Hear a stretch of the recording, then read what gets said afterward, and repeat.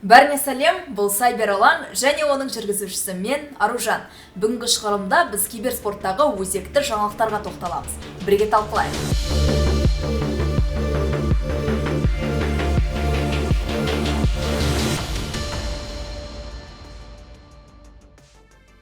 Біздің шығарылымдарымызды жіберіп алмас үшін YouTube арнамызға тіркеліп, лайк баса кетіңіздер. Небәрі 6 жаста танымал стример атану? Why not? Қазіргі таңда интернеттің танымал тұлғасы Әділ Советов. Ол миллиондаған көрерменді өзінің керемет ойынымен баурап, спорт әлеміндегі нағыз феноменге айналды десек те болады.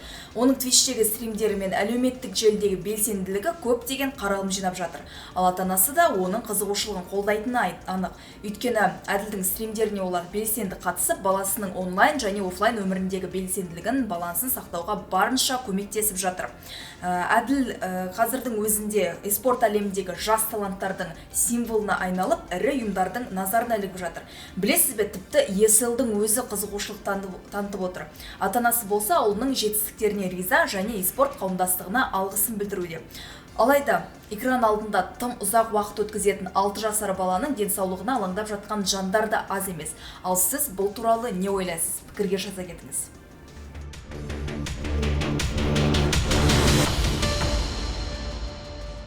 Достар, назар аударамыз. MLBB бойынша Теле2 ұсынған турнирдің жеңімпаздары Ignite командасы. Олар финалда Major Pride командасымен бақталасып, оларды 2-1 есебімен жеңіп кетті. Бұл бір керемет шайқас болды. Ignite чемпион атағын өз қоржынына алды. Лут бақандай 700 мың теңге. Ignite чемпиондық құрамындағы жігіттерге үлкен респект. Оларды атап айтсақ, Абылай 99X4 Дони FC, Эльдар Радоберг Уиз Айлин, Айқын Айкун, Улан Yellow Flash пен Махамбет Орси.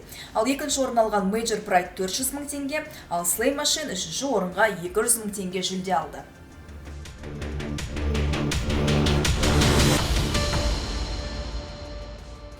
IEM Katowice 2024-тің нағыз шиеленіскен кезіне де келіп жеттік. 31 қаңтар мен 11 ақпан аралығында ойыншылар Польшада IEM Cologne 2024 пен Blast Premier World Final 2024 турнирлеріне өту үшін және әрине $1 миллион жүлде үшін бақ сынасып жатыр. Play-in-дегі үздік ойыншы кім деп ойлайсыз? Әрине, ол Team Spirit-тік Данил Донг. Оның бұл кезеңдегі орташа рейтингі 1/64, ал бұл таңғаларлық көрсеткіш. Айтпақшы, ол тек жақында ғана 17-ге келді. Бірақ бәрі де біз ойлағандай керемет емес. Естуімізше, әкімшілік Team Spirit-ке ескерту жасапты. Егер Донг матч кезінде ойындағы қарсыластар туралы жағымсыз былапыт сөздерін айтуды тоқтатпаса, клубқа үлкен айыппұл салынғалы тұр. Мысалы, Навимен ойындағы трансляцияда ол жеңіске жетіп, артынан эмоцияға беріліп, бірнеше былапыт сөздер айтып тастапты. Біз ол сөздерді тіпті айтқымыз және көрсеткіміз келіп тұрған жоқ, бірақ не болса да арасында осындай болып тұрады.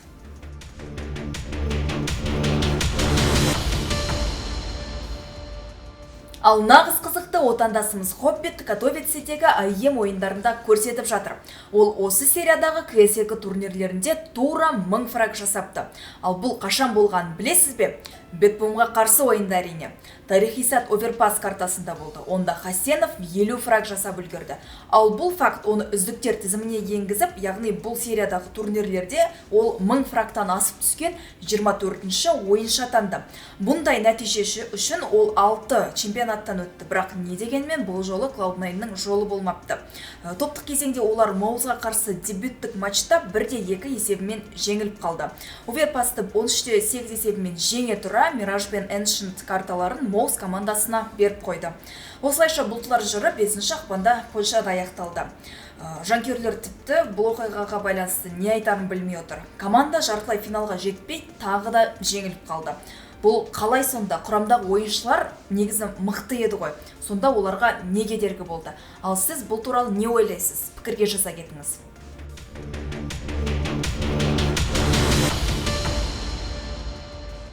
Valorant немесе CS2. Ату ойындарына келетін болсақ, Nix істің жөнін білетінге ұқсайды.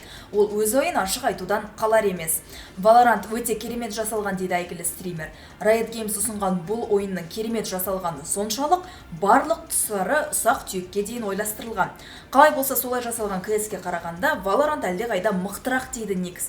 Ол ұсқынсыз түс дизайны мен аяқталмаған дыбыстық эффектілерді ерекше атап өтіп, әзірлеушілер осыған көбірек көңіл бөлсе екен дейді. Nix'тің ойынша Valorant'тың античеті ең мықты, сол себепті ойында таза және ең бастысы читерлерсіз. Ол сондай-ақ Valorant'тағы ойын механикалық құрылғысы да жақсырақ дейді. Осының арқасында ойында атысуда өте ыңғайлы. Дегенмен ол CS2 механикалық тұрғыдан қиынырақ ойын екенін мойындап отыр, алайда тактика бойынша Valorant алда. Басты аспекттердің бірі вертикалды басқару Valorant'ты қызығырақ етеді екен.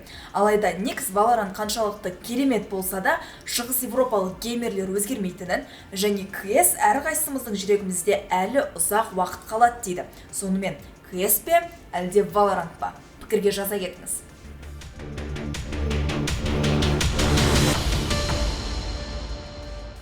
Бұл қалай болғаны? Nigma Galaxy'дің CS2 қыздар құрамы LAN турнирлерінде ешқашан жеңілмесе де ұйымнан кеткелі жатыр.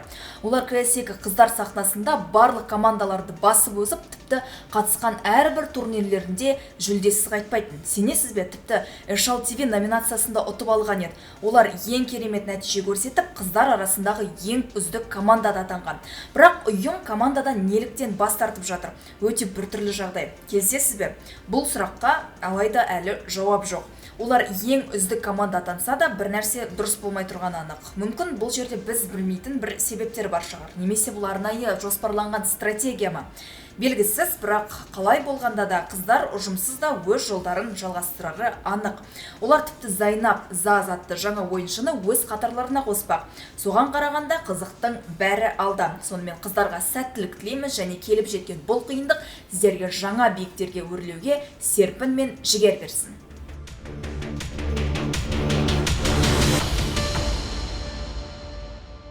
Қытай командалары күтпеген жерден Бетбомдачаны бағындырып жатыр. NS LGD-дің жетістіктерін баяндап, Mailstorm'да турнирдің алғашқы кезеңін қорытындылаған болатын. Бірге талқылайық. NS LGD командасы туралы пікірін білдіру кезінде Қытайдың бұған дейінгі ірі турнирлерде аса керемет нәтиже көрсетпегенін айтты. Дегенмен көптеген ойыншылар Ами мен Azure Ray'дің жетістіктерінен шабыттанып, қазіргі таңда кәсіби сахнада белсенді ойын көрсетіп жатыр дейді. Mailstorm'ның да пікірі бойынша бұл ойындар командалардың мықты немесе әлсіз тұстарын көрсетіп жатыр. Қытайлық AR жоғары деңгейлі ойын көрсетсе де, ал ресейлік Бетбомнан біразының көңілі қалды. Турнир нәтижелері қызықты болатынына сенімдіміз.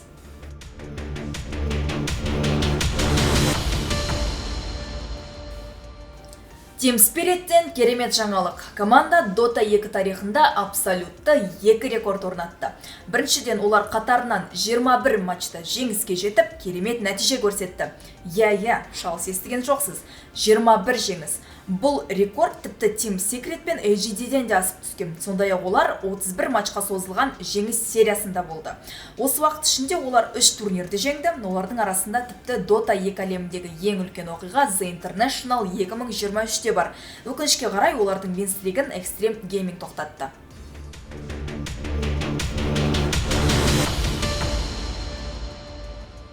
Ятора аздап ирониямен, яғни өз тілінде Амиге қарсы матчта алған әсерімен бөлісті. Ол үшін мұндай тәжірибелі ойыншыға қарсы ойнау өте қызық болған. Ол жеңілгеніне қарамастан матч қарқынды және қызық болғанын мойындады. Жалпы Extreme Gaming жақсырақ болып, олардың винстригін бұзды, бірақ бұдан команданың рухы түспеді.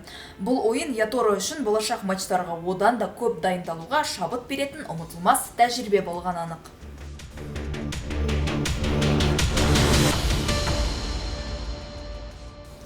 Гладиаторлар ойыншысы Антон Дурачо Escort News порталына берген сұхбатында үйлену тойы, отбасы құру туралы айтып берді.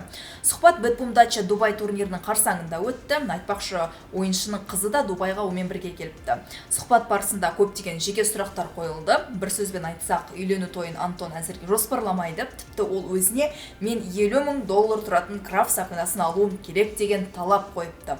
Сондай-ақ оның отбасы Антонның матчтарын жиі тамашалайтынын айтты.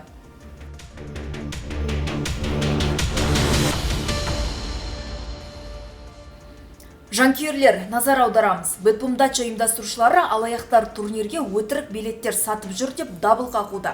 Фишер твиттердегі жағдайды түсіндіріп, іс-шара онлайн, яғни көрермендерсіз өтеді деп жазды. Топтық кезең 4 ақпанда басталды, ал плей-офф 11-16 ақпан аралығында өтеді деп жоспарланған. Өтетін орны One and Only Royal Mirage қонақ үйі. Сақ болыңыз, алаяқтарға алданып қалмаңыздар.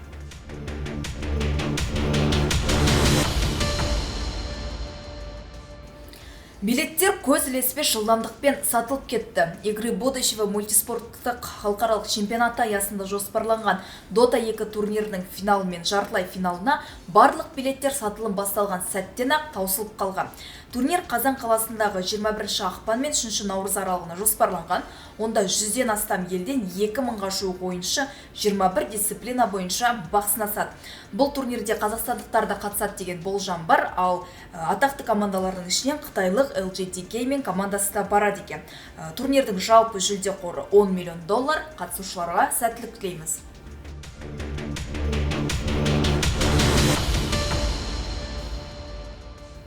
Біз Сайбер Алаң командасы Қазақстандағы киберспортты дамыту және киберспортқа қатысты қазақ тілінде ақпарат тарату мақсатында апта сайын осындай жаңалықтар топтамасын шығарып отырамыз.